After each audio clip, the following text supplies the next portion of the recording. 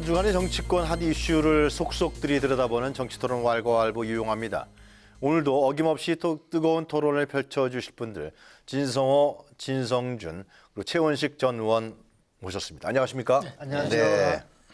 자, 이제 오늘 어린이날인데요, 그죠? 네. 뭐 지금 어린이는 없으시죠, 세 분 다? 그죠? 다 컸겠죠? 네, 하여튼 뭐 그래도 하여튼 어린이날 이제 많이 바쁘실 것 같은데요.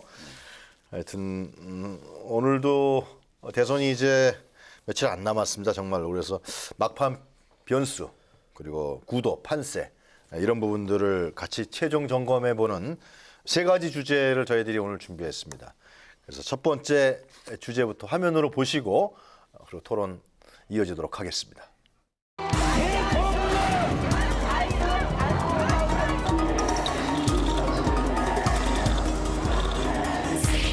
양강구도 무너졌습니다. 갈수록 격차가 벌어지고 있죠. 전쟁 전국 모든 지역에서 1등 맞습니까? 저는 치고 올라가는 거고 문은 내려오는 겁니다. 그래서 선거는 깨보면 치고 올라가는 사람이 반드시 이기게 되어 있습니다. 1번, 2번은 과거입니다. 3번, 4번, 5번은 미래에 대한 선택입니다. 그러면 과거를 선택하시겠습니까? 미래 선택하시겠습니까? 고맙습니다. 우리 시민 여러분.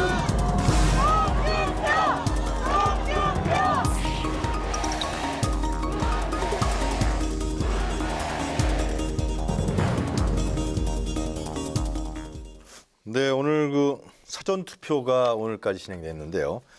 지금까지의 그 통계를 봤을 때 뭐 1,000만 가까이 그죠? 돌파한 것 같아요. 대단합니다, 아주. 하셨어요? 예, 전 투표했습니다. 누구 찍으셨습니까? 그 뭐 기억이 잘 안 나죠. 기억이 안 납니다. 이거 얘기하면 안 되죠. 말씀하면 선거 위반입니다. 아, 그래요? 몇 시 하셨어요? 저는 오전에 했습니다. 오전에. 예. 아, 다 두 분 다 하셨겠네요. 네. 두 분은 제가 누구 찍었는지 대충 알 것 같고. 자, 사전 투표율 이렇게 높은 거, 예? 그거 어떻게 봐야 됩니까? 일단 사전 투표율이 높다는 것은 네.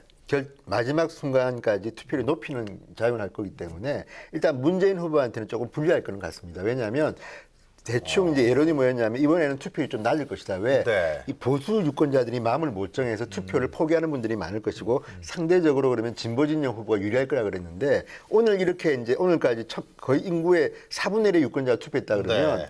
투표율도 아마 많이 할 겁니다. 그렇다 그러면 보수 유권자들도 나름대로 투표를 할 것이다. 그래서 80% 이상 만약에 투표율이 된다 그러면 알 수 없는 게임이 될 확률이 많고 또 하나는 심상정 유승민 후보가 유리할 확률이 많습니다. 아, 그래요? 왜냐하면 오늘 같은 경우 대대로 보면 젊은 유권자들이 투표를 안 하는 성향이 많았는데 어쨌든 지금 투표장에는 젊은 유권자들의 모습이 많이 보였다는 것이고요. 그렇다면 과거에는 좀 작은 정당은 사표 방지 때문에 투표를 안 했는데 네. 오늘 심상정 유승민 후보 같은 경우는 특히 유승민 후보 같은 경우는 따님의 무슨 성추행 의혹 같은 게 터져가지고 지금 대학생들이 난리가 났습니다. 그런 것들이 영향을 저는 줄 거라고 보기 때문에 젊은 유권자들이 투표를 많이 했다는 거는 아무래도 이분들은 뭐 적은 정당 쉽게 하면 이제 5% 10% 나오는 후보한테도 투표를 기꺼이 하겠다는 거기 때문에 상대적으로 심상정 후보나 유승민 후보가 덕을 볼 가능성이 있다. 그렇지만 예단하기는 이릅니다. 왜냐하면 모든 후보들이 다 나름대로 열심히 했기 때문에 이 투표율이 높은 것은 뭐 잘하는 분한테 표가 가겠죠. 그렇지만 문재인 후보나 일단 진보 진영한테는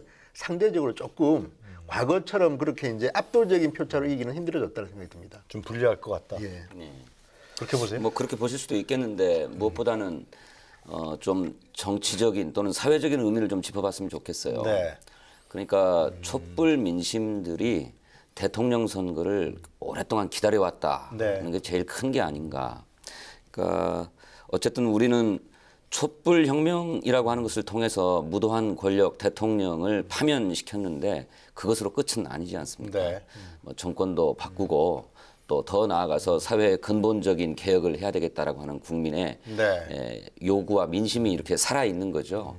그런 민심이 투표장으로 이렇게 적극 향하게 했고 이제 뭐 5월 4일, 9일 큰 차이가 아니지만 네. 하루라도 먼저 가서 내 주권, 내 뜻을 정책으로 반드시 행사하겠다라고 하는 뜻을 보인 게 아닌가. 그런 측면에서 봤을 때는 문재인 후보한테 유리할 것이다. 뭐 유불리를 구태여 따질 것은 아니라고 봅니다만은 한번 따져보세요, 이제 그렇게 한번. 보면 네. 그런 정권 교체와 사회의 대개혁, 뭐 또 뭐 적폐청산, 네. 뭐 이런 것들을 힘주어서 강조해왔던 문재인 후보에게 유리한 양상이 아닌가 이렇게 생각합니다. 오늘 그 안철수 캠프에서는 투표율 문제에 대해서 크게 뭐 반응이 별로 없었던 것 같아요. 왜 예, 그러신 예. 거죠? 그건? 네. 뭐 저도 계속 현장에서 선거운동하다 달려가지고 네. 그것까지는 모르겠습니다만은 네.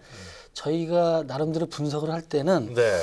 그 한 30% 정도의 유보층이 있다. 투표는 하시겠지만은 좀 관망하는. 네. 그리고 문재인 후보는 지금 한 35%에 갇혀 있다. 확장성에 네. 여러 가지 반문 정서나 그리고 또 투표율이 높아지는 건 전 진성준 의원님 지적처럼 지금 개혁의 의지가 변화의 의지가 높은 건 맞습니다. 그리고 관심도 높고 그런데 지금 제가 판단하기로해서는 누가 제대로 개혁할 것인지 뭐 이런 것 때문에 많은 유권자들이 고심을 하다가 투표일 직전에 결심을 하는데 그 파고가 지금 시작되는 게 아닌가.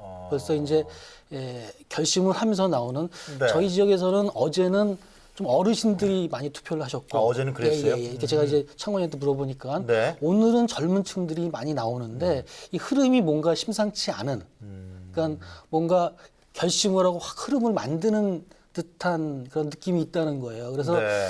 투표율이 지난 87년 때 거의 이제 89% 정도 그랬죠. 육박했는데 예.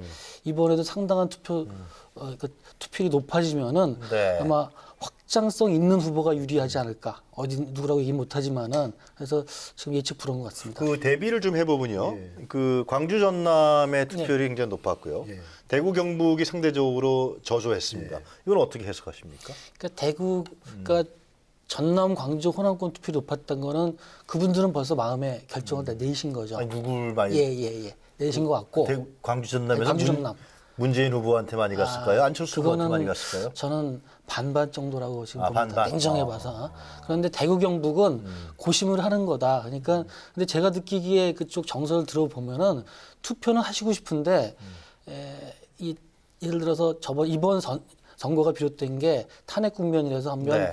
고심도 해보고 반성도 해보고 그렇지만은 과연 어느 쪽으로 투표하는 게 진짜 우리나라 미래를 위해서 그런 막바지 고심이 깊은 곳이 지금 그 영남이 아닌가 싶습니다. 저는 근데 그 네. 비슷한 생각이지만 과거에도 보면 사전 투표에서 호남 지역이 좀 높게 나옵니다. 일반적으로 그랬고 이번에도 보면 총선에서도 그랬나요? 그 전에도 그랬습니다. 그러니까 그런 건데 다만 이제 대구가 이제 가장 낮게 나온 이유는 글쎄 말이에요. 아무래도 지금 보수권자들은 이 박근혜 대통령의 탄핵 때문에 생긴 선거 아닙니까? 그래서 누구를 고를지 이번에는 난이도가 굉장히 높다는 말씀들 많이 하시고 저도 전화를 많이 받는데 어르신들이 야 누구 찍어야 되냐? 이 사람은 이런 점은 참 좋은데 이게 문제고 이 사람은 이런 게 문제고 뭐 그러니까 누구 찍으라고 얘기하셨어요? 말 못하죠 여기서는. 그래요? 근데 아, 그것도 기억이 어쨌든 안 간에 나시네. 어쨌든 간에 이게 보수 유권자들은 굉장히 마음이 이제 복잡한 겁니다. 게다가 이제 마지막 순간까지 고민한 뒤에 투표하기 때문에 늦게 한 것도 있고 그럼에도 불구하고 저는 대구 지역도 상대적으로 낮지만 지금 굉장히 높은 편입니다. 그렇다면 거의 20% 가까이 지금 타는 거 아닙니까? 그렇다 그러면 저는 이번에 어쨌든 투표율이 상당히 지금 최 전 의원님 말씀처럼 높을 거는 맞는 것 같고요. 그래서 그거는 어쨌든 이번 선거에서 뭔가 내 권리를 행사하겠다는 거가 있는 거기 때문에 저는 투표율은 높을수록 좀 좋다고 보고요. 그래야지 누가 대통령이 되든 간에 그렇죠. 이 정당성이 나오는 거 아닙니까? 그래서 저는 뭐 이건 참 좋은 현상이라고 봅니다. 네.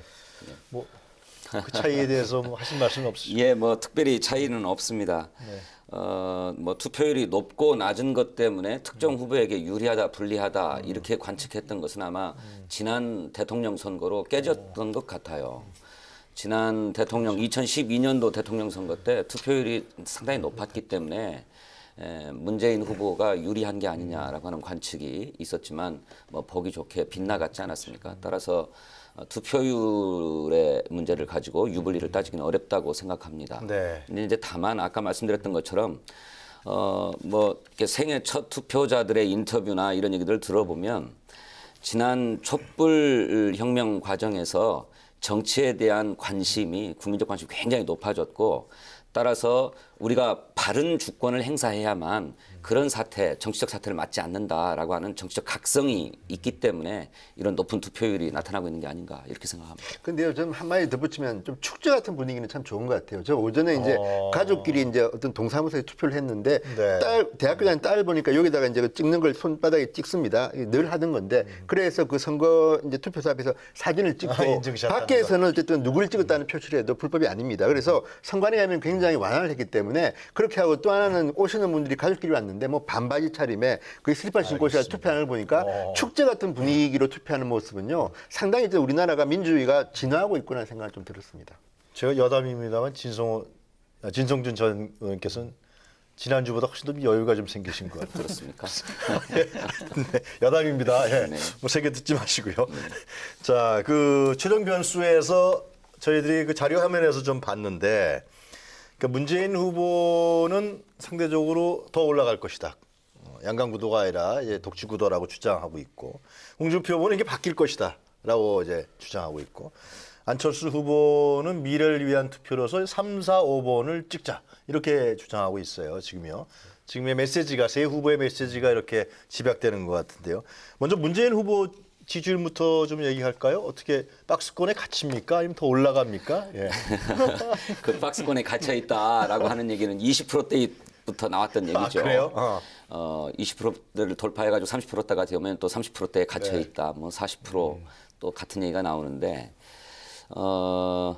지금 이번 선거 구도가 무슨 양자 구도가 아니라 많은 후보들이 나와 있는 것 아닙니까? 15명의 후보가 글쎄 있어요. 말이에요. 예. 다른 군소 후보들은 다 제쳐두고라도 유력 정당의 후보만 5분 아닙니까? 그러니까 각자의 지지 기반이 있는 거고 따라서 지지들을 얻고 있기 때문에 뭐 한 후보가 독주하다시피 해가지고 뭐 싹쓸이 할 수 있는 이런 조건은 아니라고 생각합니다. 네. 그런 점에서 보면 뭐 40% 안팎의 지지율을 보이고 있는 거는 그 나름으로 최선을 다해서 많이 얻고 있는 거다라고 네. 생각해요. 다만 이렇게 이제 우리 후보들이 얻고 있는 지지율 총합을 보면 부동층 아직까지 결정하지 않은 저 부동층 유권자가 한 10% 정도 나오는데 네. 이분들이 최후에 누구를 선택하고 결심할 건가 하는 문제는 남아있다고 생각합니다. 그래서 이를테면 문재인 후보가 당선된다고 할 때 문재인 후보가 안정적으로 국정 운영을 해나갈 수 있는 그런 충분한 지지율을 확보할 수 있을 건가 말 건가 하는 문제가 저는 저희들의 주된 관심사다 네. 하는 말씀 드리고 싶습니다. 근데요, 그 3월 중순 생각해 보면요, 갤럽 조사로만 이야기하면 그 당시에 이재명 그 안희정 후보가 있을 당시에 경선할 때 예, 맞죠. 그 당시에 민주당 후보들 합을 다 합하면 60%가 넘었습니다. 그리고 그때 그 안철수 후보는 10% 정도고 이제 네. 홍준표 후보는 한 자릿수였습니다. 그런데 지금 이제 이게 변하는 걸 보면 확실히 문재인 후보는 소폭 하락 내지는 현상 유지가 맞는 것 같고요. 그러니까 이거는 이제 12일까지 선관위에서 이제 말한 이 여론조사 공표 전까지만 보면 그런 트렌드가 있고 네. 안철수 후보는 조금 내려가는 추세였고 홍준표 후보는 올라가는 추세였던 건 맞는데 다만 이제 깜깜이 기간 중에 우리가 어떻게 변하느냐를 주목할 필요가 있는데 문재인 후보에 제압된 최대의 강적은 심상정입니다. 심상정 후보가 지금 치고 올라오는 속도는 고스란히 문재인 후보권을 갖고 오게 돼 있고 그래요? 다만 저는 안철수와 홍준표는 알 수가 없는 이유가 지금 보수의 표가 과거에 비하면 한 달 전에 비하면 굉장히 커졌습니다. 그리고 이제 보수, 그러니까 박근혜 전 대통령의 탄핵 때문에 말을 안 하던 보수 유권자들이 말을 하기 시작했습니다. 그러면 그분들의 표심을 합하면 제가 볼 때는 40% 내지 50%까지 이제 갈 수 있다고 보는데 그러면 그 표심이 절묘하게 갈릴 경우는 문재인 후보가 안정적으로 당선될 것이고 그게 마지막 순간에 안철수든 홍준표든 누구 한쪽으로 만약 쏠리게 되면 한번 해볼 만하다. 그러니까 저는 보수 유권자들이 한 달 전만 해도 자유한국당의 후보가 당선된다는 말을 하기가 꺼렸을 정도로 숨어있고 부끄러워했는데 지금 분위기는 이러다가 이거 홍준표 되는 거 아니야 하는 분위기가 지금 생긴 건 사실이거든요. 네. 그렇다면 이 문제는 어쨌든 마지막 순간까지 유권자들의 판단에 따라서 뒤필 수도 있다. 뭐 물론 유리하기는 문재인 후보가 유리하긴 하지만 그런 의미에서 이번 선거는 마지막 순간까지 굉장히 알 수 없는 그런 선거될 확률이 저는 있다고 봅니다. 진성훈 전 의원 말씀은 그러니까 문재인 후보 지지율이 상승하지 않기 때문에 예. 나머지 유동층들의 표를 그러니까요. 안철수나 홍준표 가져오면 이길 수 있다. 뭐 그런 한쪽에 논리예요. 몰릴 경우는 그 몰릴 가능성이 경우? 있다는 거죠. 예. 마찬가지세요? 저도 뭐 비슷하게 동의를 하는데 이제 약간 덧붙이는 말씀드리면 그 저희가 이제 여론조사를 자세히 분석을 해보면은 네. 그 지난 대선 때 누굴 지지했냐 물어봤을 때 박근혜 지지보다 문재인 지지 쪽이 10%더 많이 응답을 하고 있어요. 대략. 2012년도 예, 때요. 이번 지금 여론조사하는데 보면은 아, 지난주인데 판별 분석을 하고 그러면. 그다음에 20, 30대는 샘플이 넘치는데 60대는 샘플이 줄어서 가중을 합니다. 그런 걸 보면은 그리고 이제 유보층이 대략 여론조사에서는 10% 잡히는데 네. 응답률 전체 따져보면 그보다 훨씬 많은 30% 정도가 아닌가라고 네. 저는 보는 거 있고 그리고 그런 걸 딱 따져보면 문재인 후보가 35%에 갇혀 있다. 물론 당연히 홍준표, 안철수는 더 미치죠. 네. 미치는 게 문제는 뭐냐면은 이 87년 대선 때 노태우 대통령이 39% 정도로 됐어요. 36.6%인가요? 예. 36%. 근데 안 분해가지고 김정필 그분보다 20% 좀 넘었을 네. 거예요. 그래서 이런 안 분되는 그 지역에 기반한 안 분되는 구조로 가면은 저희는 문재인 후보가 될 수 있다고 보는데 네. 지금 여론은 꿈틀거리는 것 같아요. 저희가 보기에는. 그러니까 예를 들어서 그런 반문 정서에 기반한 분들이 홍준표를 선택할 것인지 아니면 안철수 선택 이런 고민을 해서 그 한 골로 쫙 몰리면은 그냥 네. 그게 안 분되면은 무난하게 문재인 후보가 되지만은 한쪽으로 몰리는 쏠림 현상이 나타나면 그거는 예측 불허라고 보는데 이렇게 투표율이 높다는 거는 저는 뭔가 표심이 움직이고 있다. 그리고 잔뜩 투표율이 올라가면은 그거는 표심이 올라가고 의외로 그거는 안분이 아니라 이 정치 구도에서 쏠림이 되지 않을까. 그래서 좀 예측 불허라고 생각합니다. 전성준 의원께서 말씀하셔야 될 것 같은데요. 우선 우리 진성호 의원께 한 가지 반론하고 싶은 예. 거는 지난 민주당 경선 당시에 지지율 총합이 60%를 상회했다라고 하는 말씀 맞는 말씀인데 거기에는 이를테면 보수 정당의 후보를 지지할 만한 사람이 없어서 그렇죠. 그때는 뭐 민주당 내에 다른 후보를 선택하는 또는 지지하는 그런 경향이 있었기 때문에 그것이 늘 보수 유목민층 제가 이렇게 불렀는데 네. 그 보수 유목민층이 이제는 다 빠져나가 가지고 이제 홍준표냐 안철수냐 또 유승민이냐 이렇게 찾아다니고 있는 것 같아요. 네. 최근에 홍준표 후보가 상당히 기세를 올린 것은 사실인데 이번에 바른정당 소속 의원들 14분이 탈당해가지고 홍준표 후보 지지를 선언하고 자유한국당에 돌아가겠다라고 하는 의사를 피력한 것이 거꾸로 홍준표 후보에게는 독약이 되는 것 같습니다. 그러지 않았다면 어쩌면 홍준표 후보의 상승세가 더 이어져 갈 수도 있었을 그럼 그 텐데. 유동층 표가 안철수한테 간다는 말씀이신 아니요, 건가요? 꼭 그 말씀은 아닌데 홍준표 후보에 대한 지지가 적극적으로 막 이루어져 가고 있는 판에 오히려 바른정당으로 탈당했던 분들이 홍준표를 지지하겠다고 자기의 명분 없이 실리를 찾아서 움직여버리는 바람에 역풍이 분다. 이것이 오히려 역풍이 부는 것 같아요. 그래서 저는 홍준표 후보의 한계가 이 지점에서 이제 딱 보이게 된 게 아닌가. 물론 뭐 여론조사가 드러나지 않으니까 뭐 정확하게 얘기할 수는 지금 없습니다만 이제 그런 두 측면이 분의 있다고 보여집니다. 논쟁은 뭐냐 하면은 이제 문재인 후보가 지지율이 지금 여론조사에서는 제일 높지만 그리고 15% 20% 차이 나지만은 그러나 그 지지율은 올라가지 않고 그 대신에 유동층 표들이 한 30% 되니까 그 안철수하고 누구죠? 죄송합니다. 홍준표 두 사람 중에서 몰표가 되면은 뒤집을 수 있다. 그러한 논리인데 글쎄 한쪽으로 싹 표쏠림이 일어난다면 뭐 이를테면 유권자 단일화라고 해야 되나요? 뭐 그런 사실상의 단일화가 이루어진다면 그럴 가능성을 배제할 수는 없죠. 그런데 그러기가 어렵다. 왜냐하면 홍준표 후보의 그런 그 기세가 꺾였다.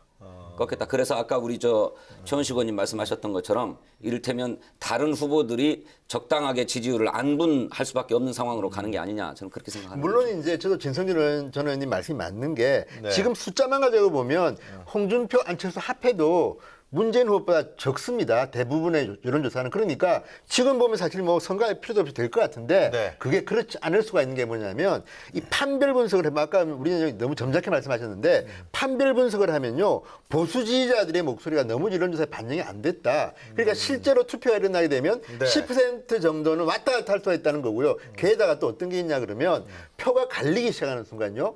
자, 문재인 후보는 뭐 굉장히 안정적인 후보이면 사실이지만 전통적인 진보 지지층만 가지고는 이길 수가 없습니다. 중도가 가야 되는데 그 중도가 TV 토론 같은 걸 보면서 아 문재인 후보가 이런 점은 좋지만 이런 점은 참 실망이다 하는 분들이 생기거든요. 거기다가 지난번에 동성애 TV 토론의 동성애 발언을 보고 상당히 많은 제 주변에 제 딸 이야기를 들어보면 상당히 많은 젊은 층이 심상정 후보 지지로 돌아섰고 그게 여론조사에도 잡힙니다 보면 상당히 이제 심상정 후보가 올랐는데 그게 표로 갈지는 제가 잘 모르지만 그런 경우에는 40% 내외 정도에 가실 수가 있습니다. 그렇다 그러면 만약에 숨어 있는 보수표들이 정말 들어간다 그러면 알 수 없는 거죠 이거는. 그러니까 그런 면은 있다는 말씀을 드리는 겁니다. 예, 뭐 그런 측면을 부정할 수는 없는데 이를테면 대통령을 선출하는 선거에서 동성애 이슈 하나만을 가지고 표를 선택하기는 어렵다고 생각하고요.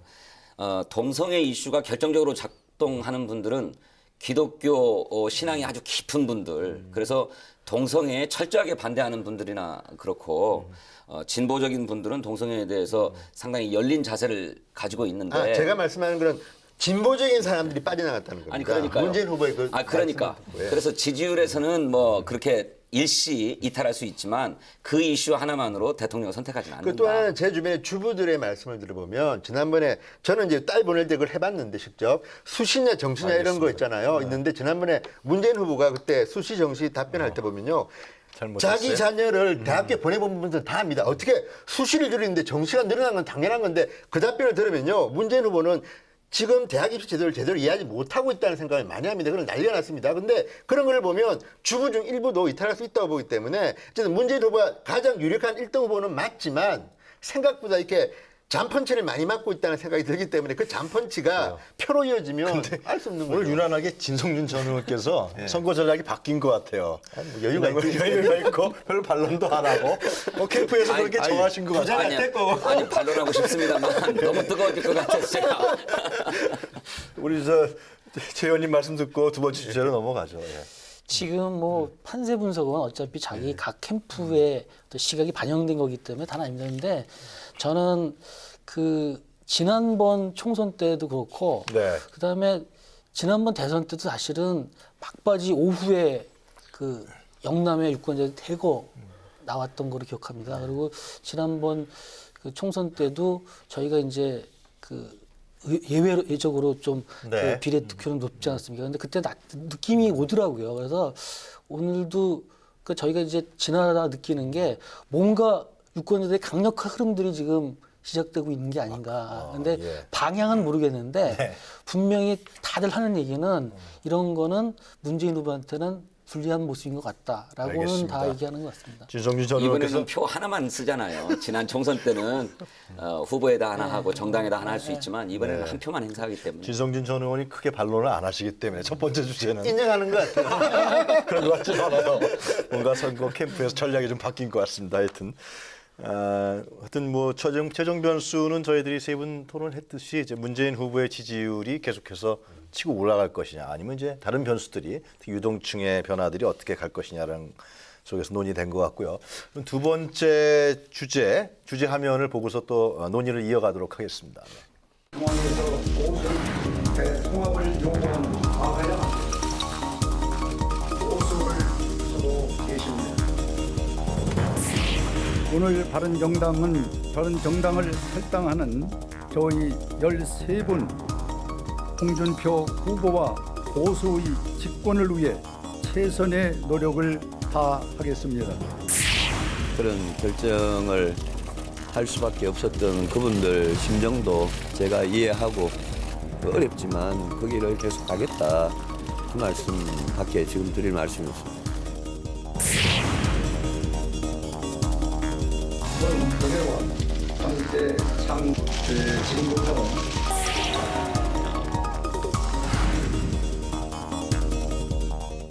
네, 두 번째 주제는 바른정당 탈당 사태입니다. 어떻게 보면 해프닝일 수도 있고요. 이 문제는 최은식 의원께서 말씀하신 게 좋을 것 같아요. 예. 우리 정치 발전에 있어서 중요한 지금 키포인트가 여기서 드러났다라고 봅니다. 그러니까 예를 들면은 일단은 탈당을 했지만 역풍이 불어서 지금 오히려 바른정당이 플러스가 되는 결과가 되는데 이제 탄핵을 당했습니다. 일단 대통령이. 그러면 보수가 기로에 섰죠. 그러니까 반성을 하고 다시 정립을 하냐. 그런데 홍준표 후보는 그 좀 감성적인 구체제 정치를 다시 시작한 거죠. 그러니까 그 탄압받는 보수를 결집시켜서 그 오히려 제가 막 흐르는 얘기를 들어보면은 안철수 후보가 되는 걸 홍준표 후보는 원하지 않는다고 합니다. 왜냐하면은 그럴 경우에는 보수를 혁신해야 되는데 그 기득권이 날아가거든요. 근데 오히려 문재인 후보가 되더라도 보수 입장은 좋다는 거죠. 문재인 후보가 통합 못하고 정치를 못하고 마치 참여정부 스타일로 정치를 해나면은 거기에 대해서 강경한 보수로서 강경 국면을 가면은 진영 논리로 하면 그러면 오히려 다음 선거에서 살아날 수 있다. 그런 어떻게 보면 그 선거 논리로서는 좋지만은 실제로 정치를 퇴보시키는 그런 논리로서 지금 마케팅을 해서 많이 성장을 했는데 이번에 그런 흐름에 탈당했다가 국민으로서 견제구를 맞은 거는 나름대로 그 보수가 제대로 반성하면서 새롭게 태어난다는 그런 유승민 정치의 흐름에 대해서 지지표가 있다는 거죠. 그래서 이 부분은 꼭 이번 대선 때는 안 먹히더라도 우리 정치사에서는 발전적으로 나갈 수 있는 계기를 국민들이 선택을 해줬고 그런 부분이 여기서 드러났다. 저는 이렇게 판단하고 있습니다. 저는 이제 이게 지금 말씀하신 것처럼 홍준표 후보한테는 도움이 별로 안 된다고 봅니다. 왜냐하면 지금 홍준표 후보가 이제 개인기를 통해서 상당히 이제 보수 지지자를 모았는데 그리고 막 올라가는 순간인데 이게 깜깜이 순간이 하루 전날 일입니다. 바른정당의 의원들이 나왔으면 그게 이제 도움이 돼야 되는데 문제는 뭐냐면 친박 의원들이 등장한 겁니다. 뭐냐면 그냥 들어오기만 했으면 이게 들어갈 수 있는데 갑자기 그동안에 언론에 안 보이던 서청원, 윤상현 이런 분들 이름이 나오면서 한성규 의원 같은 경우는 심지어 만약에 들어오면 난 내가 나가겠다 그랬습니다. 저는 친박 의원들의 생각을 인정을 찬성하지는 않지만 이분들도 감정적으로 이해가 좀 됩니다. 그렇다 그러면 지금 유권자들의 눈에는 어떻게 보이겠습니까? 홍준표 후보가 올라가다가 갑자기 집안 싸움을 하는 겁니다. 그러니까 대한민국 유권자들의 특징이 뭐냐면 싸움을 싫어합니다. 특히 내분을. 근데 다시 친박이 등장하고 또 이렇게 바른정당에서 복당파가 등장하니까 이런 모습들이 제 주변에서도 이제 보수 유권자들이 그래야 합니다. 또 나왔는데 저 이름. 그러면서 조금 이제 환멸 느끼는 듯한. 그래서 저는 이 바른정당의 집단 탈당이 처음에는 홍준표 후보한테 유리한 듯이 보였으나 이게 오히려 올라가는 홍준표 후보를 조금 잠시 동안 붙잡았다. 그러니까 홍준표 후보가 저는 이런 문제는 빨리 떨치고 혼자의 힘으로 다시 보수의 정신으로 들어가야지 다시 친박이 등장하고 서로 파워게임 하는 듯이 보이면요. 저는 상당히 홍준표 캠프의 전략은 힘들어질 것이다. 그런 점은 저는 최전원에 동의하는 점이 좀 있습니다. 진정주 의원도 마찬가지죠. 근데 이런 무슨 그 선거상의 유불리에 대해서는 이견이 없고 근데 그거를 얘기하기 이전에 저 바른정당 탈당파들의 정치 행태 자체에 대해서는 아주 심하게 비판받아야 된다고 생각합니다. 정말 하루아침에 저렇게 입장을 바꿀 수 있는 겁니까? 물론 자기 당의 후보가 지지율이 오르지 않아서 대통령 선거에서 보나마나 패할 것이 뻔하다라고 하는 위기의식은 알겠습니다만 아니 그런 줄 몰랐습니까? 그렇다 하더라도 자기 당 후보를 어떻게든 끌어올려가지고 이를테면 정상적인 협상을 통해 가지고 후보 단일화를 모색하든지 아니면 통합을 모색하든지 하는 것이 바른 수순이죠. 그런데 그렇게 하지 않고 탈당해가지고 그나마 탄핵에 대해서 책임이 있고 그것을 반성하지 못하는 새누리당으로부터 떨어져 나와가지고 정당을 새로 만들었기 때문에 국민의당과 어떻게 좀 같이 해보겠다라든지 국민의당으로 또 좀 입당을 하겠다든지 또 안철수 후보를 지지하겠다든지 그러면 또 이해가 되는 측면이 있는데 다시 돌아가가지고 홍준표 후보를 지지하겠다고 하니 정치도 이런 정치는 없는 겁니다. 알겠습니다. 최소한의 명분도 갖추지 못하고 있는 거죠. 최 의원님한테 하나 좀 여쭤보고 싶은데 어젠가요? 그저께부터 그 안철수 후보가 진보표를 찍을 사람은 심상정 후보를 찍고 보수표를 찍을 사람은 유승민 후보를 찍어라. 그러면서 유승민 후보하고 내가 집권 후에 같이 하겠다. 경제 부분.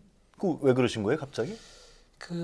과거 정치로 회귀할 것인가, 미래 정치로 나갈 것인가에 대한 그런 판단이죠. 그러니까 지금 예를 들어서 아까 말씀드린 홍준표 후보는 그 선거 전략이 구정치로 회귀해서 그 거대 양당이 다시 진영 논리로 싸우는 걸 택하겠다는 거고 문재인 후보 측도 저희가 보기에는 적폐 논쟁 이런 걸 통해서 양강 구도로 만들고 그 새로운 미래를 생각하는 그쪽은 계속 외소화 시켜가지고 그 양쪽 양강 구도에서 결정을 묻겠다는데 저희는 그런 정치 그래서 둘 중에 하나가 된다면은 아마 이전 그 양 진영 논리 속에서 계속 싸움만 하고 해결을 못하는 그런 정치로 회귀한다. 그런데 그나마 이번에 정치판 대선 구도가 재밌어진 거는 OX 선택이 아니라 지금 오지선상까지 되지 않았습니까? 네. 그래서 나름대로 그래서 옛날에는 누가 싫어서 찍는 거지만 요새는 그래도 누가 싫은 것도 있지만은 누가 옳아서 찍는 것도 이제 생기기 시작하는 이건 나름대로 발전이거든요. 그러니까 그 양강 거대 구조에서는 누가 나쁜 것만 단점만 물어들면서 정치를 해도 적당히 이기지만은 이런 다자구도에서는 누가 옳은 것인을 선택하고 자꾸 비교하고 그런 논쟁이 나와야지 그래서 미래로 갈 수 있는 정치 구도가 무엇일까 얘기한다면은 오히려 3, 4, 5번이라는 거죠. 근데 저는 그 문제에서 좀 안철수 후보를 좀 비판하고 싶은 부분은 그겁니다. 자, 유승민 후보에게 뭐 경제를 맡기겠다고 했는데 저는 이거는 굉장히 오만한 생각이고 자칫 선거법 위반 소지도 있다고 봅니다. 무슨 이야기냐면요.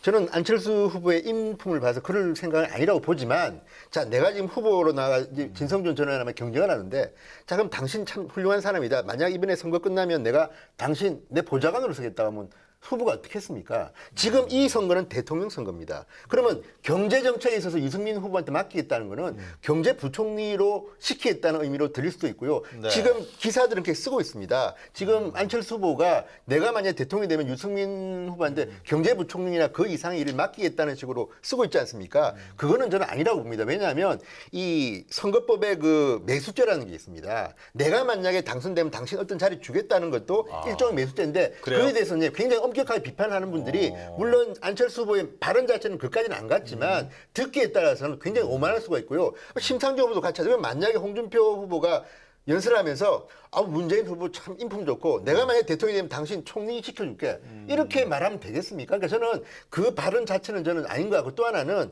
저는 이 바른정당의 집단 탈당한 분들에 대해서 저도 그렇고 상당히 많은 분들이 비판하는 것은 맞지만 이것도 힘의 논리라고 보는 이유가 홍준표 후보가 치고 올라오지 않았으면 그게 안 갑니다. 그리고 얼마 전까지는 이분들 말고 다른 바른정당의 국회의원은 안철수 후보한테 간다는 분도 있었습니다. 그렇다 그러면 그건 안철수 후보가 좀 내려오고 홍준표가 뜨니까 잘하면 홍준표 후보가 보수의 후보로서 당선 가능성이니까 간 거기 때문에 저는 비판받아 마땅하지만 나름대로 저는 힘의 현실, 그러니까 냉혹한 현실입니다. 저는 유승민 알겠습니다. 후보가 훌륭한 예. 분이라고 생각하지만 지지율이 너무 낮으니까 뭐 그런 건데. 아까 그 얘기는 다 정리됐습니다. 예, 뭐 그런 식이라고 저는 봅니다.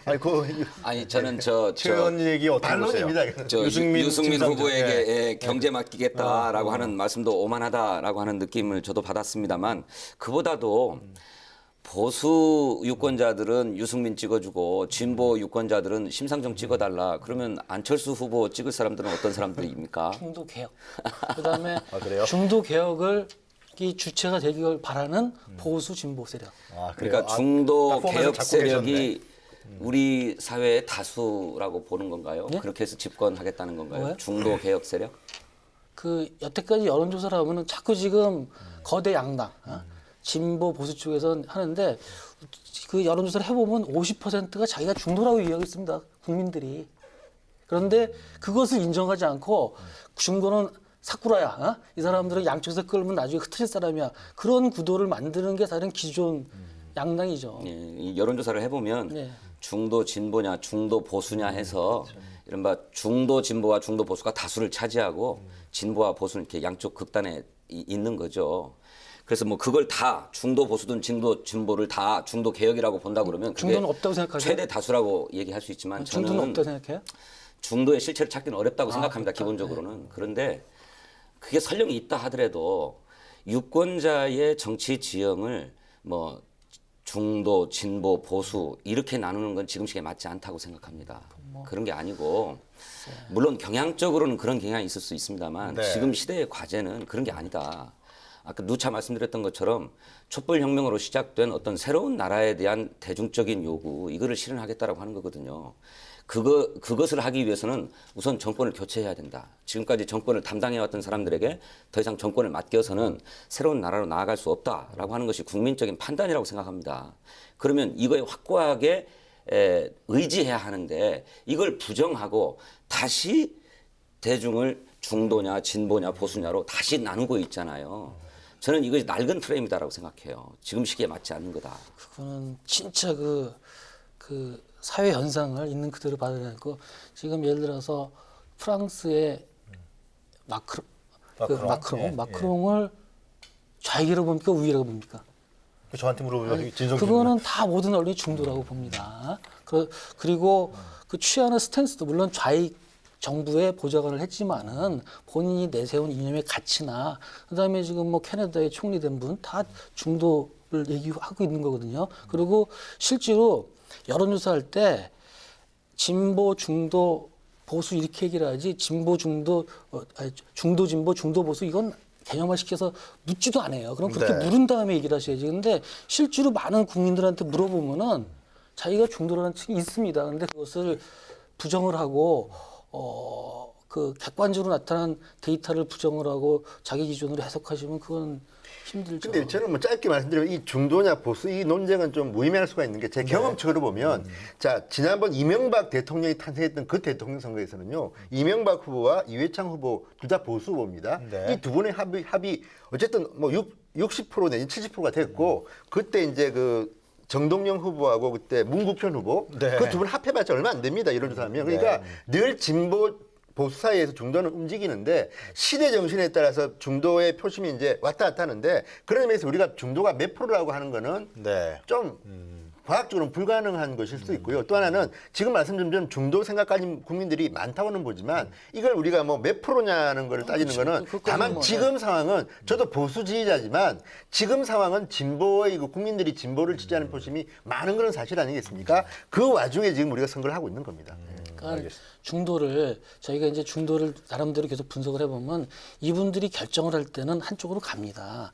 그래서 안보는 약간 보수적으로, 경제는 오히려 진보보다 더 진보적인 측면이 있고 이렇게 왔다 갔다 하는데 그런 분들을 중심에 놓고 어떻게 정치를 해결해 볼까 이런 게 아니라 네. 자꾸 양쪽으로만 뭐 모든 걸 진보로 모든 걸 보수로 하니까는 이분들이 오히려 부동층이 돼가지고 정치 불씨를 일으키는 거죠. 그래서 그러니까 늘 이렇게 중도의 포지션을 경제는 진보적이고 안보는 보수적인 것을 중도 포지션이라고 말씀하시는데 아니 그건 아니죠. 그렇게 보면 유승민 후보만큼 중도적인 분이 어디 있습니까? 그러니까 유승민은 아니죠. 그렇지 않잖아요. 꼭 그렇지는 않아요. 그거는 또 약간 그러니까 그러니까- 예를 들어 재벌 개혁 부분에서도 네, 의외로 네. 부정적인 게 있어요, 그분이. 아니 그러니까, 글쎄 예. 뭐 그렇겠지요. 그럴 텐데 그 이를테면 경제는 진보요, 안보는 보수다. 이것이 중도다. 이렇게 아니, 말씀하시지 그런 경향성이 말고 있다라고 묻습니다 이제. 경제에서의 중도 노선이라고 하는 건 무엇인지 또 안보에서의 중도 노선이라고 하는 것은 무엇인지 이걸 분명하게 밝혀야 된다고 생각해요. 그건 진보를- 그런데 그 점이 매우 불분명합니다. 그래서 가령 햇볕 정책에 대한 안철수 후보의 입장이 뭐냐라고 물을 때 공과 과가 다 있다. 이렇게 얘기하고 있어요. 이게 중도적인 스탠스입니까? 제가 얘기해드릴까요? 중도적이지 않다는 지금 거죠. 얘기해드릴까요?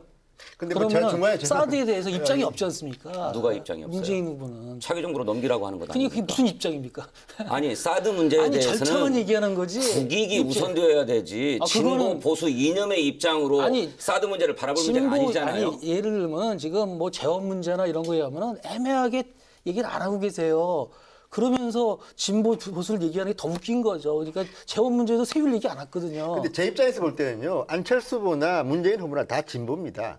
보수 후보는 이 홍준표, 유승민입니다. 그런데 거기에 대해서 지금 두 분이 논쟁하는 거는 좀 참 좋은 게 그래 지금 홍준표 후보는 그거 아닙니까? 단일화 필요 없다. 단일화보다는 지금이 제일 좋다. 안철수 후보가 있어야지 호남표를 가져가시고 진보표도 적당히 나누기 때문에 캠페인상 그렇습니다. 아까도 말씀드린 것처럼 지금의 시대 정신은 진보가 좀 더 알겠습니다. 많습니다. 그런데 예. 나눠야지 홍준표 후보나 유승민 후보는 되는 아, 예, 겁니다. 물론이죠. 그런 거죠, 뭐 지금은. 안철수 제 후보는- 눈에는 경제나 안보냐 다 진보입니다. 이쪽. 일중대, 그래요? 이중대지 그래요. 뭐. 제가 볼 때는 안철수 후보는 진보도 아니고 보수도 아니에요. 하여튼 논의가 우리 볼 때는 좀 진보입니다. 제 생각에 이 논의는 아마 그 선거 끝나면은 아마 정치학계나 이런 데서 또 본격적으로 네. 진행되지 않을까 그런 생각이 듭니다. 자, 바른정당 탈당 사태 여기까지만 저희가 논의를 해보고요. 세 번째 주제로 들어가 보도록 하겠습니다. 예.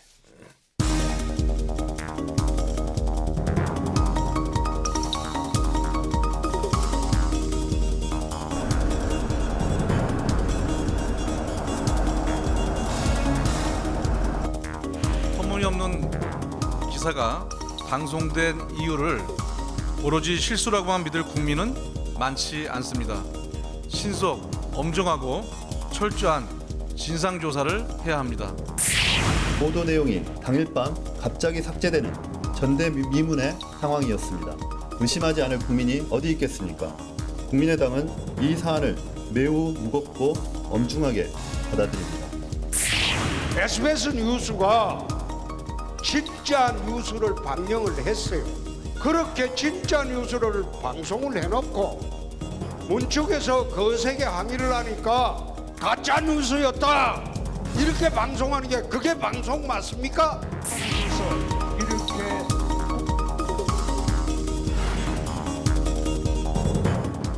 네, 이때안이 터져 나왔죠. SBS 그 세월호 인양 지연 의혹 보도였는데요. 이게 계속해서 지금 각 당에서 이 문제를 갖고서 상당히 정치적 논쟁을 벌이고 있어요. 이 문제 누가 먼저 얘기하시죠? 제일 세게 나온 그래요? 분이 아니 근데 뭐 저희가 뭐 원했던 사태가 아니죠. 아니고 뭐 이런 게 저희랑 뭐 관련이 있겠습니까마는. 네. 근데 하여간 그 SBS의 태도도 문제고 그리고 이 문제를 악화시킨 거는 또 문재인 후보 측의 대응이었다. 저는 그랬습니다. 그러니까 그 SBS는 그래도 공중파 네. 아주 방송인데 민영방송 공중파 방송인데 그런 방송에서 팩트에 대해서 저렇게 왔다 갔다 하고 그리고 뭐 기획된 게 의도랑은 달리 나갔다 이러면서 걷어들이는 것 자체도 저는 언론의 공정한 네. 태도가 아니고 그리고 또 이제 거기를 대응하는 문재인 후보 측의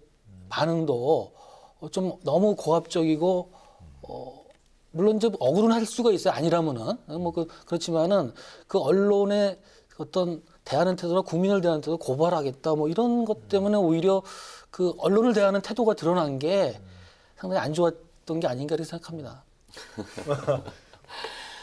명백하게 악의적인 오보였지 않았습니까? 그거는 그리고 그것을 아니, 그거는 단정적으로 얘기할 수 없죠. 그거는 네? 단정적으로 얘기할 수 없죠. 무슨 말씀을 그렇게 그거는 하십니까? 단정적으로 얘기하는 것도 그렇게 아닙니다. 보고 계시다는 말씀이네요. 그렇죠, 예. 그렇습니까? 정말로 실망스럽습니다. 아니, 그 얘기 토론에서 아니, 누가 한 것 같은데. 예.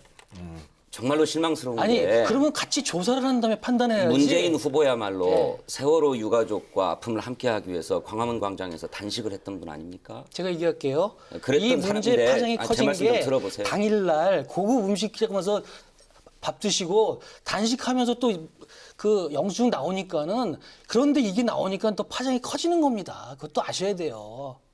진정성의 의문을 제기하는 국민들도 있어요, 그러니까. 예, 뭐 알겠습니다. 뭐 그렇게 아니 단식하는 기간 내에 음식점 영수증이 정치자금 거기에 신고가 됐어요. 근데 물론 보좌관들 음식이었다 그러지만은 원래 또 보좌관들 음식 영수를 하면은 그것도 안 되게 돼 있어 정치자금법상. 그러니까 그것만 문제 제기를 하라고요. 이를테면 저는 보좌관들이 의정 활동을 보조하는 사람들인데 그분들이 정치자금 카드를 왜 못 쓰는지 저는 이해할 수 없습니다만 만일 그것이 불법이다라고 하면 그 점을 지적하셔야 되지. 문재인 후보가 말로는 단식한다고 해놓고 저녁 때 가서는 고급 음식점에서 밥 먹었더라라고 얘기를 하시면 그건 아니었어요. 그거는 잘못된 거죠. 당일날 하고 그렇게 얘기하시면 안 되는 10일 거고요. 후까지 다 고급 음식 들어가는 게 뭐 신고가 됐어요. 그건 단식 기간 아니었지만. 예. 그렇게 얘기하시면 안 되는 거고요. 누구보다도 세월호 유가족들하고 아픔을 함께 해왔던 사람임을 잘 아시는 분들이 마치도 문재인 후보가 자신의 선거의 유불리를 위해서 세월호 인양 시기를 조율하고 조정해왔다라는 의심을 품는다는 것 자체가 저는 비상식적이라고 생각합니다. 네?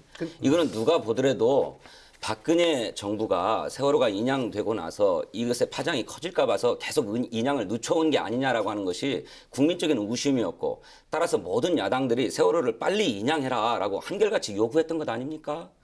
그리고 오늘과 같이 박근혜 대통령이 탄핵이 되어가지고 조기 선거가 이루어질 줄을 누가 예상하고 있었습니까? 그러니까 그런데 그런 비상식적인 얘기를 가지고 자꾸 주장하시면 참 말이 안 된다고 생각하고요. 저는 이 부분은 하지만 그런 사실관계를 다 떠나서 사실관계는 우리가 시간이 좀 걸립니다. 확인하려면. 아니, 모르는 거 저도 좀 이야기하면요. 네. 그럼에도 불구하고 이게 왜 논란이 되냐면 저는 박지원 대표도 이야기했고 이제 이 정준길 대변인도 이야기했는데 뭐냐면 이겁니다. 저는 이게 상당 부분 SBS가 근거를 가지고 말하는 건 맞지만 저도 이제 기자 출신을 보면 이것도 좀 문제가 있는 보도에 틀림없습니다. 지금 저는 볼 때. 예. 그렇지만 이 사실관계는 좀 더 확인해 봐야 되는 게 일단 그 박지원 대표가 그랬습니까? 그 오거돈 그러니까 부산 지역의 그 문재인 후보 선대위원장이 네. 옛날 장관을 지내신 분 아닙니까? 이분이 공개적인 자리에서 문재인 정부가 들어서게 되면 해수부 차관을 하나 더 늘리고 뭐 굉장히 해수부에 대해서 지원할 것처럼 말한 것들이 공개됐습니다. 거기에 보면 문재인 후보가 여러 차례 이야기했다고 나오고 그렇다면 이 SBS의 보도는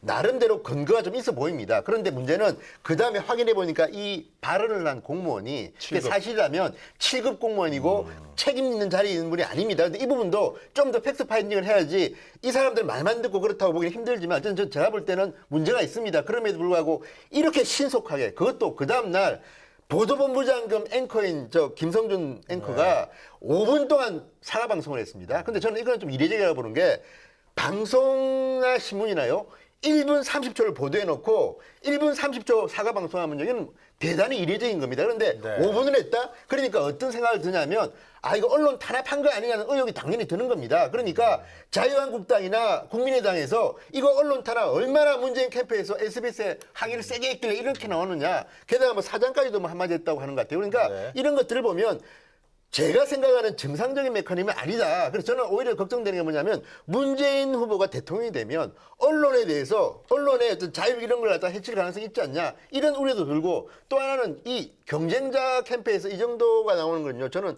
당연하다고 봅니다. 홍준표 후보 좀 과장된 측면이 있지만 홍준표 후보 볼 때는 놀라는 겁니다.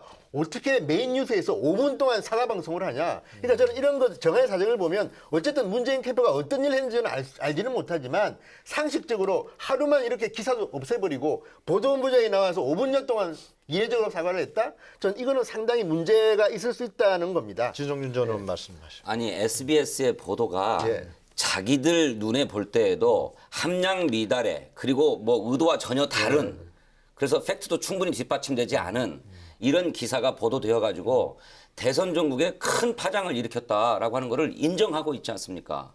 그러니 이거 무슨 뭐 국회의원 선거도 아니고 한 나라의 운명을 좌우할 대통령 선거를 하는 와중에 이렇게 검증되지 않은 오보를 내놓고 5분 아니라 10분을 사과한들 저는 더 사과해야 된다라고 생각해요. 그런데 그것을 5분 사과했다. 그러니 문재인이 어마어마하게 압력을 행사한 게 아니냐라고 얘기하는 거는 억측입니다. 억측이고요.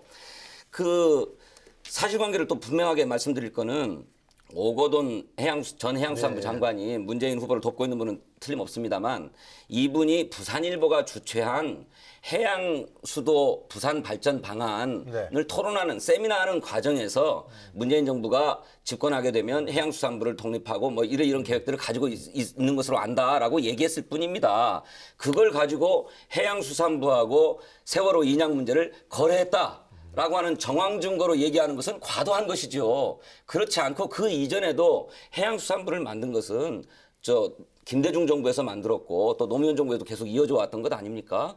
그런 역사 속에서 한 얘기인데 그것을 세월호 인양과 연관시켜가지고 그걸 거래의 가능성이 있는 것처럼 얘기하시는 것은 과도한 말씀이죠. 근데 그날 뉴스를 저도 봤지만 저는 뭐 일부는 동의하는 게 그날 뉴스는 사실은 조금 제가 봐도 팩트 파인딩이 좀 덜 된 뉴스입니다. 그런데 문제는 그 뉴스가 탑 뉴스 아니고 중간쯤에 그냥 나온 거고 해수부의 공무원들의 이제 코멘트를 가지고 만든 겁니다. 그런데 그렇다 그러면 그 정도 비중으로 사과 방송하면 되는 겁니다. 그리고 또 하나는 방송이나 이런 것들은요 언론 보도나 이런 거 할 때 그 기준이 다 있습니다. 그런데 이례적으로 이거는 정말 아니고 보도본부장이 5분 동안 이야기했다?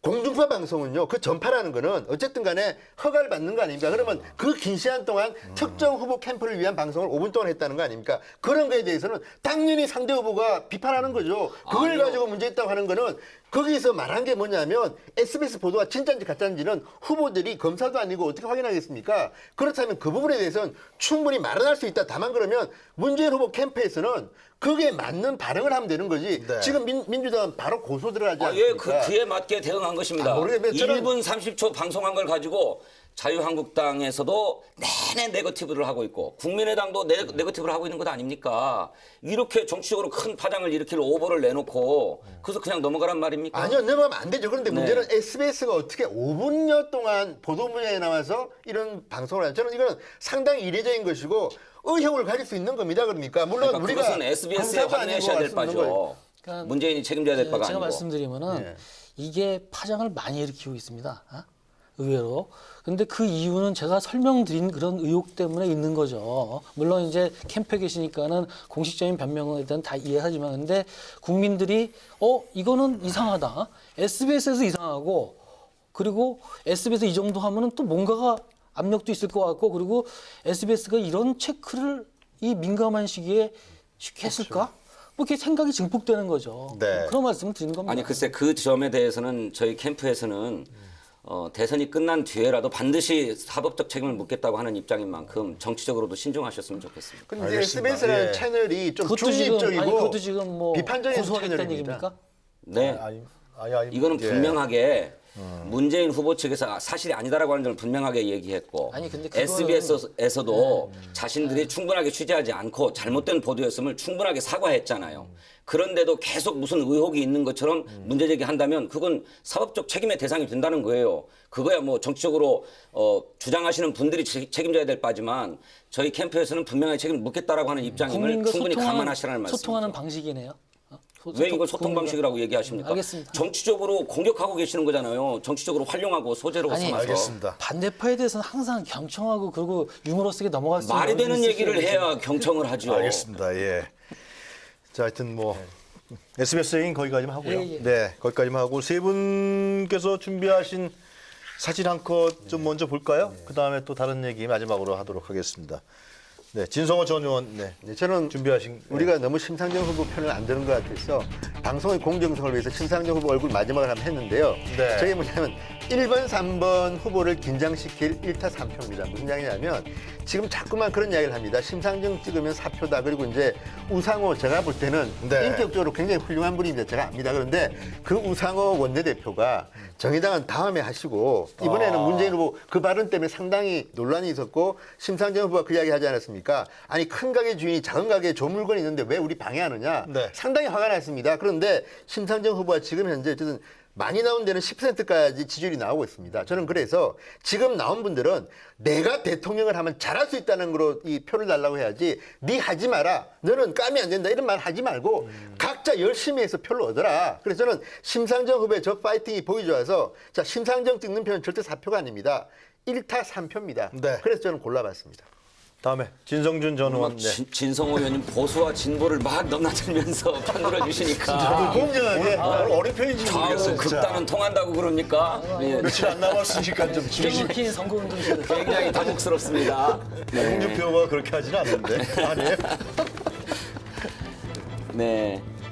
저 사전 투표를 제 1등으로 제 1번으로 하고 싶다고 해서 노숙을 하고 있는 노숙 텐트의 모습인데 그래요. 사진 작가 김원재 씨의 노숙 텐트라고 합니다. 네. 강남구 신사동 주민센터에 설치되어 있는 사전 투표소 현장 앞에서 밤을 새워가지고 네. 1번으로 투표하고 정말요? 싶다라고 하는 것이었다고 하는데 우리 국민이 얼마나 이번 투표를 기다리고 왔는지를 상징적으로 보여주는 장면이라고 생각합니다. 정말 우리 국민이 만든 대통령 선거죠. 물론요. 이거 분명히 네, 5월달에 열린 건 우리 국민이 만든 선거인 건 분명한 것 같습니다. 최원식 저는 말씀 어느 이번 사진?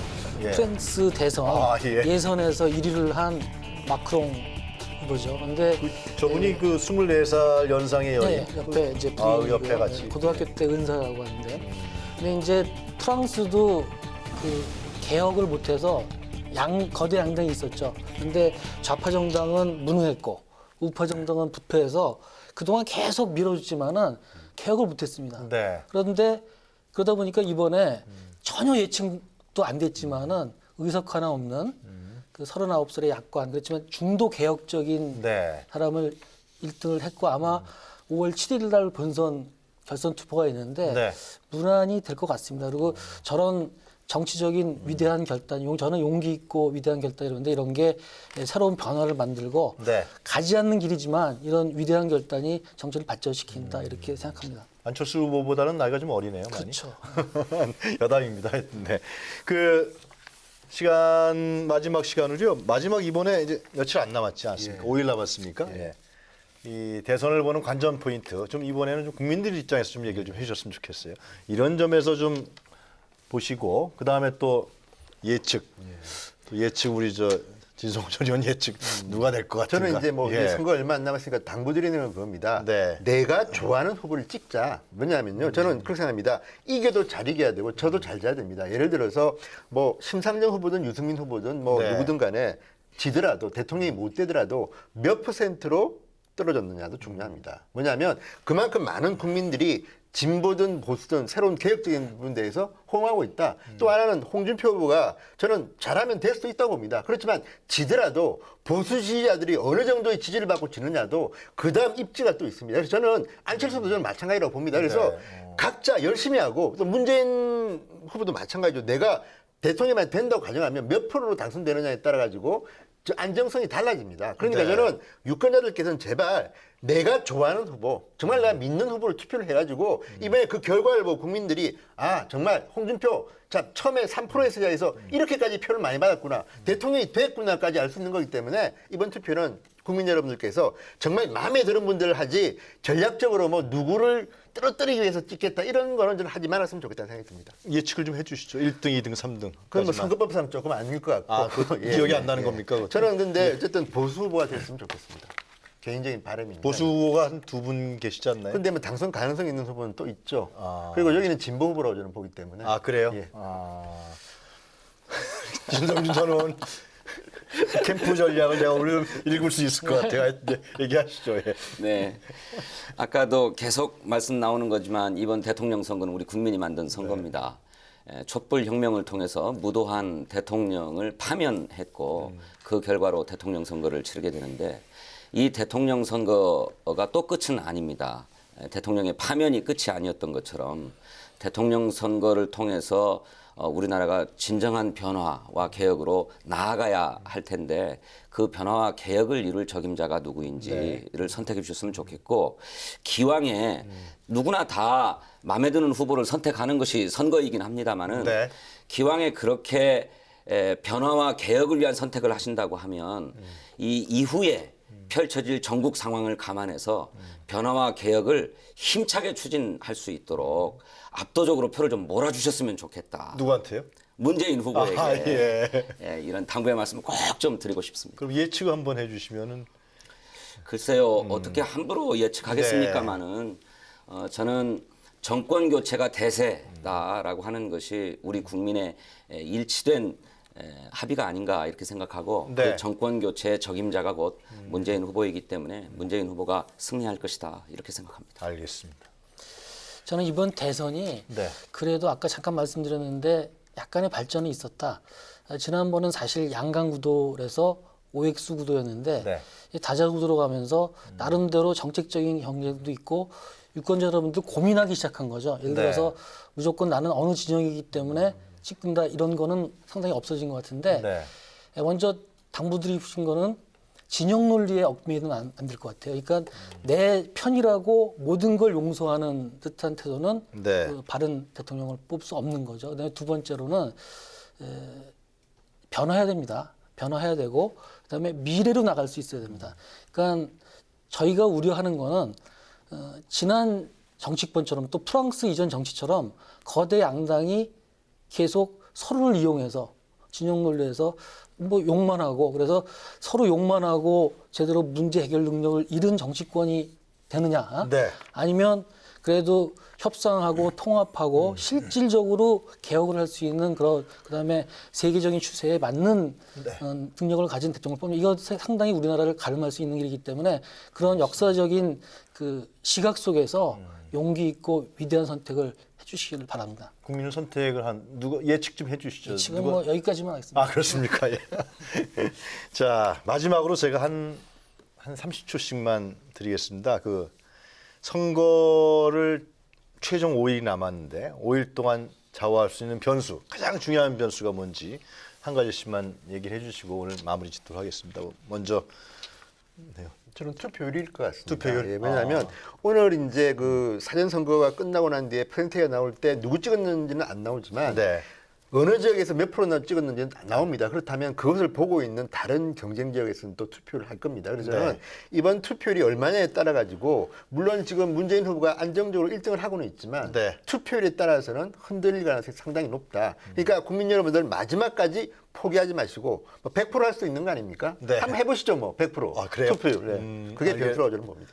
우리 네, 저도 결국 투표율이라고 생각하는데 네. 다른 인위적인 정치적 변수는 없다고 생각합니다. 무슨 뭐 반문재인 단일화라든지 또는 뭐 그것이 후보들 간의 단일화가 아니라 하더라도 유권자들 간의 자연스러운 통합 이런 것들을 기대하기는 어려운 국면이 아닌가 이렇게 생각하고 네. 그렇게 보면 결국 민심이 누구를 선택하느냐에 전적으로 달려 있는 거다. 네. 투표율이 변수다 이렇게 생각합니다. 두 분 다 투표를 하셨는데 우리 시원식 전 의원인데.